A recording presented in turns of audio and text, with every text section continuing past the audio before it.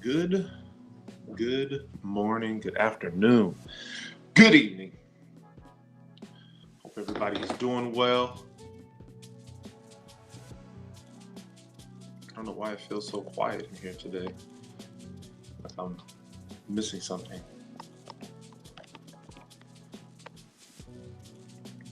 All right.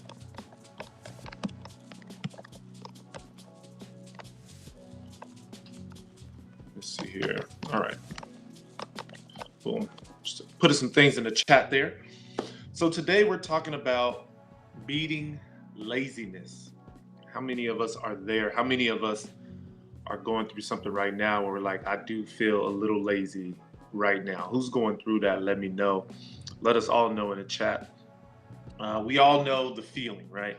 The one that makes us want to take a nap on the couch or eat an entire plate of cookies instead of tackling that wonderful to-do list sitting in front of us. Laziness can be caused by any number of factors, and it's not something anyone likes to deal with.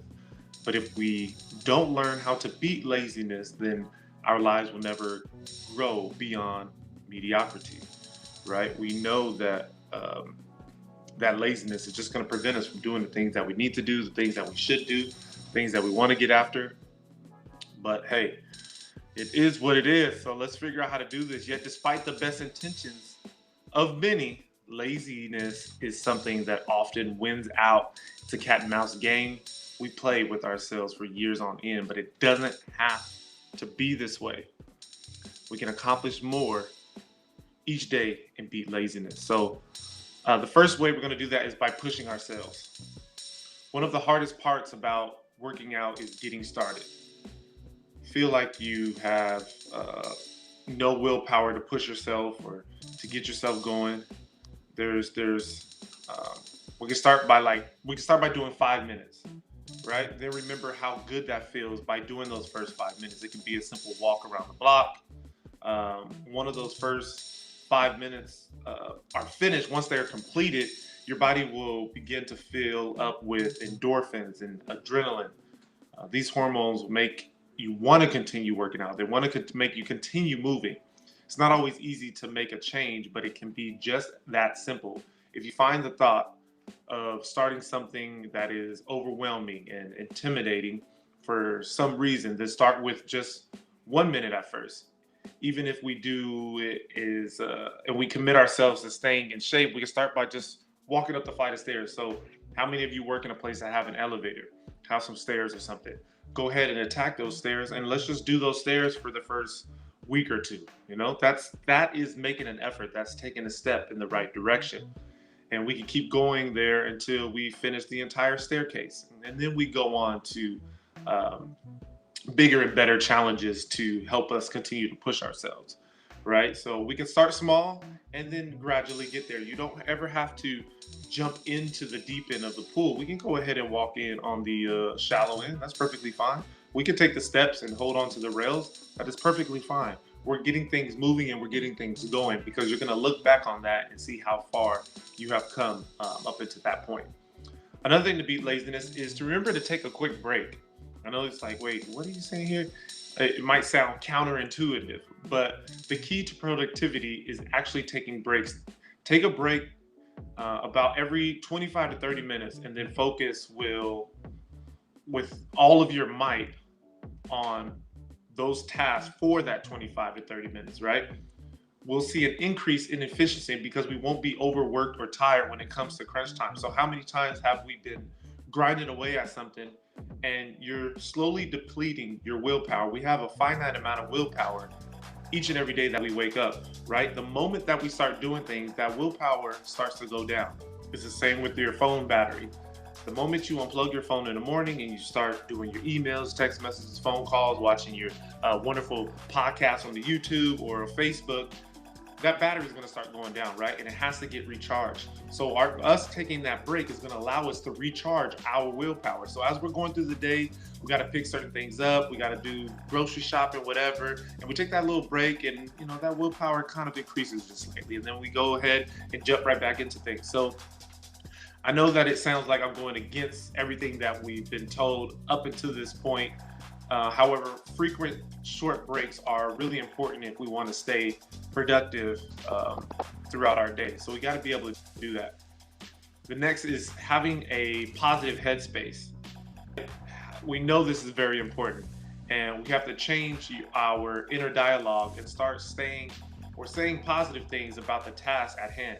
Negative talk will only stall ourselves from achieving anything in life. So we have to get creative on that. We should imagine our inner voice as a coach. They're only there to help us grow and progress towards success. So we should be sure to listen up and stay focused and understand that everything is not going to be easy for us. Everything is not going to be enjoyable. Everything is not going to be exactly the way we want it or what we want it to be. But that's okay. We can talk ourselves up. We can talk ourselves into it. We know what's going to happen from it, and we know what's going to be the positives from doing what we need to do and getting things done. So stay in a positive headspace. I know it's easier said than done, but if we continually work on this on a day in, day out basis, it will get better and it will get easier. Straighten up. Stand up straight. You know how our moms used to tell us to sit up tall and be proud. Slouching doesn't just make it more difficult for people around you to carry on a conversation. It also affects the way others perceive us.